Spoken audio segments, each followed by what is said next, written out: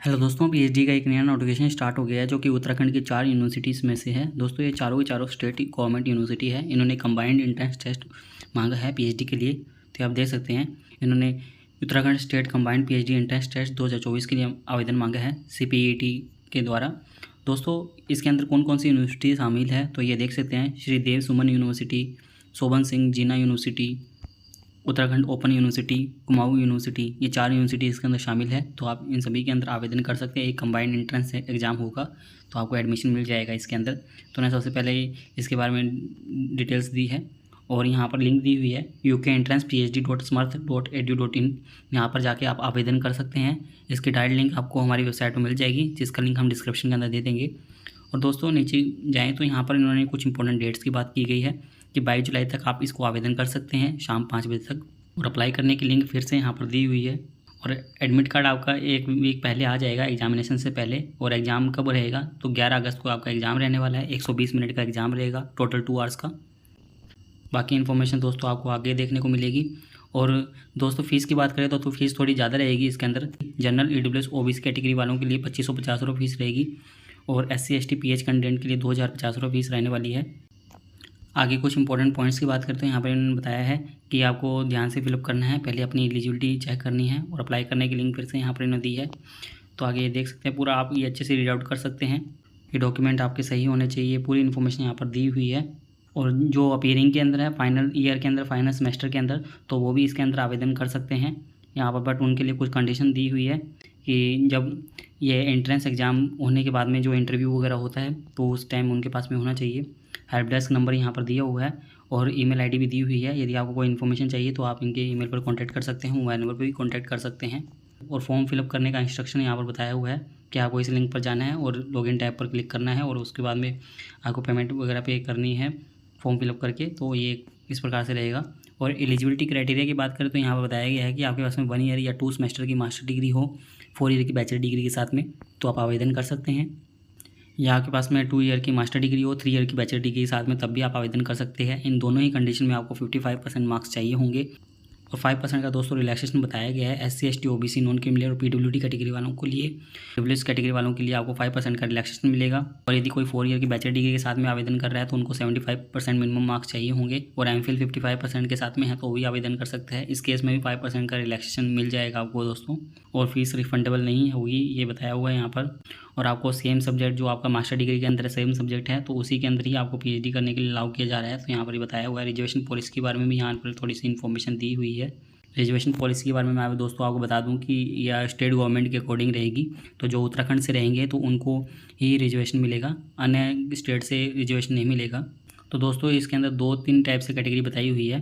तो दोस्तों ये PhD इंट्रेंस एग्ज़ाम जो कॉमन होगा उसके अंदर 2 कैटेगरी है। एक तो आप इंट्रेंस एग्ज़ाम के माध्यम से जा सकते हैं यदि आपकी सिर्फ पास में सिर्फ मास्टर डिग्री है। और यदि आप एग्जाम्प्टेड है तो एग्जाम्प्टेड के लिए दोस्तों आपको सभी यूनिवर्सिटीज़ का अलग अलग देखना पड़ेगा कि आप जिस भी यूनिवर्सिटी के अंदर अप्लाई कर रहे हो या प्रेफरेंस दे रहे हो तो वो देख लीजिएगा। आगे इन्होंने पूरी इन्फॉर्मेशन दी हुई है। CPET एग्जाम्प्टेड कैटेगरी के बारे में भी यहाँ पर इन्होंने बताया हुआ है। तो पहले इंट्रेंस एग्ज़ाम के थ्रू बताया हुआ है इन्होंने। तो पैटर्न देख सकते हैं दोस्तों। 50 मार्क्स का पेपर रहेगा, पेपर 1, और 50 क्वेश्चन आएंगे। और सेकंड भी 50 मार्क्स का रहेगा और 50 क्वेश्चन आएंगे। 2 आवर का पेपर रहेगा, ये रहने वाला है। और आगे ऐसे ही इन्होंने पूरी इन्फॉर्मेशन दी है कि 50% मार्क्स लाने होंगे, 45% जो रिजर्वेशन है उनको लाने होंगे। पास करने के लिए 30 मार्क्स का इंटरव्यू रहने वाला है।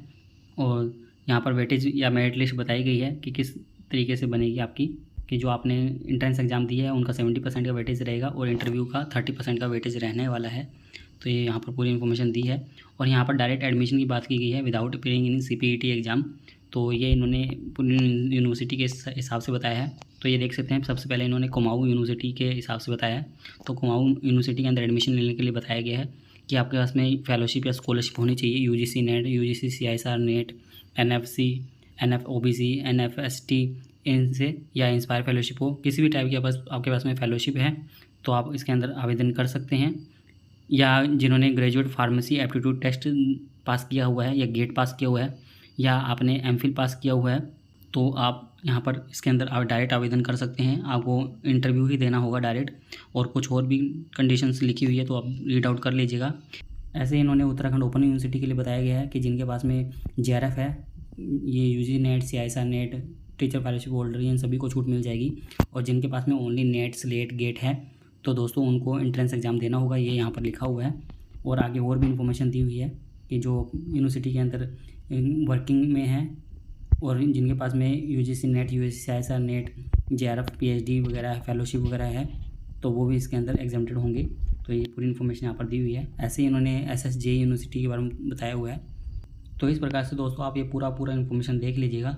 ज़्यादातर सभी के अंदर इन्होंने यूजीसी JRF वालों को ही एग्जाम्प्टेड किया हुआ है।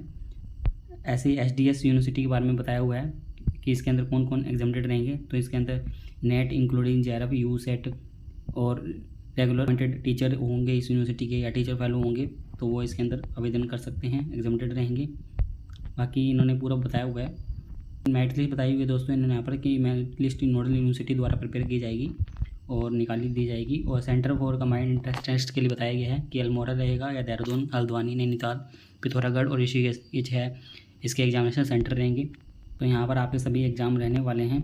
और आगे इन्होंने इंटीमेशन रिगार्डिंग एडमिशन के बारे में बताया हुआ है कि जो भी रिजल्ट वगैरह के बारे में इन्फॉर्मेशन होगी वो UK-entrance-phd.smart.edu.in इस पर ही आ जाएगा, जिस पर आप अप्लाई करेंगे।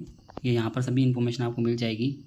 तो इन्होंने यहाँ पर एग्जामिनेशन के दौरान आपको पूरी इन्फॉर्मेशन बताई है कि आपको साइलेंस रहना है, ये आप रीड आउट कर सकते हैं बाद में। पूरी इन्फॉर्मेशन दोस्तों आपको यहाँ पर देखने को मिल जाएगी कि आपको प्रिंट आउट लेके जाना है एडमिट कार्ड का और उसके बाद में कोई अपनी ID।